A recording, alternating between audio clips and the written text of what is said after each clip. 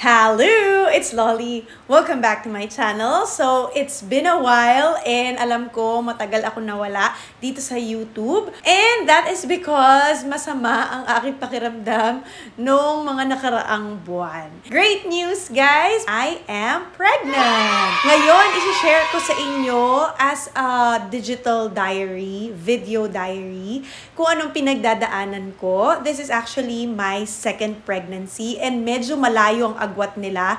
Kaya talagang parang, alam mo tawag nila yung mga nganay daw. So, ganun nga ang nafe-feel ko. So, parang feeling ko bago uli lahat. Samahan niyo ako sa aking journey.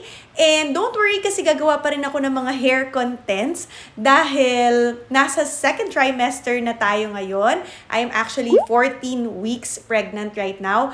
And dahil doon, pwede na ako uli gumamit ng aking product which is yung Cysteine Keratin Duo Treatment. So tama ang narinig nyo guys dahil ang products namin ay pwede kahit sa mga buntis. So ako ay gagawa ng separate video about it naman and i-demo ko rin sa inyo kung paano ko siya gagawin sa aking sarili para naman maniwala kayo. So sa video na ito, pag-uusapan natin ano nga ba ang aking mga naramdaman noong aking first 3 months. So, kung gusto nyo makichismis, please keep on watching. Lollipop, lollipop, oh, lolly, lolly, lolly, lollipop. Alright guys, so before we jump into the video, don't forget to hit the subscribe button down below. I-click mo na rin yung bell button beside it so you'll get notified whenever I upload a new video. Tignan nyo, hindi ko na matandaan kung ano yung script ko kasi ang tagal ko nang hindi nagfi-film talaga. So, ayun nga guys. Chikahan lang tayo ng very quick. Actually, it's quite early nung nalaman ko kasi parang 5 weeks pa lang yun na pregnancy test na ako. Kaya nalaman ko na kagad na buntis ako. And then, nagpa-check up na ako kagad. However, nung kami ay unang nag-ultrasound, nakita na ito ay, ano ba tawag doon? Kumbaga, meron pa lang siyang, yung bilog, ano ba tawag doon? Meron siyang gestational sac, pero wala pa siya nung mismong baby or yung embryo. So, kailangan pa namin mag-wait ng 2 weeks bago namin makita kung talagang viable yung pregnancy.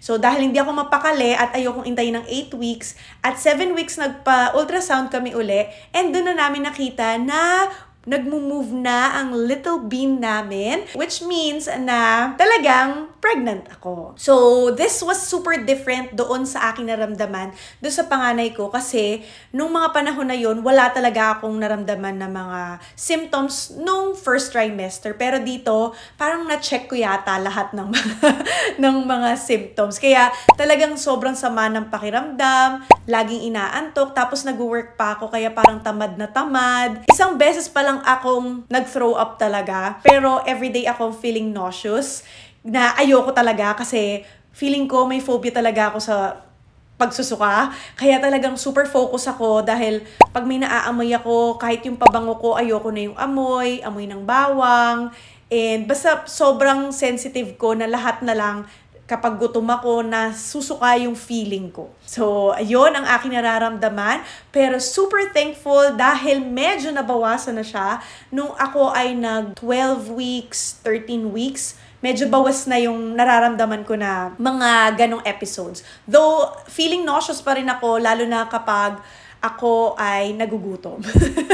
So, ngayon guys, ang binabantayan namin ay ang aking sugar kasi nung simula, lalo na nung nag-Teacher's Day at nagkaroon ng mga Halloween parties, ang dami kong candies at ang dami kong chocolate. So, nawili tayo sa kakakain ng matamis. So, ngayon, medyo bawas-bawas tayo. And ingat din sa diet. Napansin ko rin, from 59 kilos kasi ako, nag-63 ako, pero ngayon na medyo inaayos ko na yung kain ko, bumalik ako sa 61.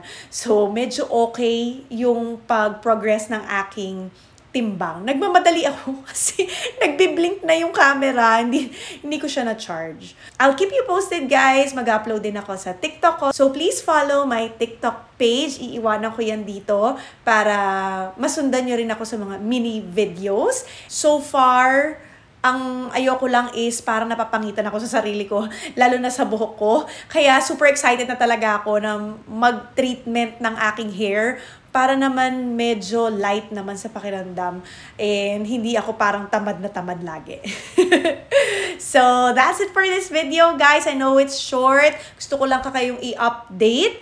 And hopefully, ma-enjoy nyo rin ang pagsama sa akin sa aking pregnancy journey. I-comment nyo din sa mga buntis dyan na ang due date din ay 2024. Ayan, i-share nyo rin sa akin ang experience para tayo naman ay magkatulungan din. Especially sa mga first time dyan, though second time ko na, medyo ibang-iba talaga ang nararamdaman ko ngayon compared dati na super chill. So that's it for this video. I hope you like it. If you have any questions or suggestions, please leave it in the comment box below and I'll see you next time. Don't forget, smile. There's always a reason to be happy. Bye!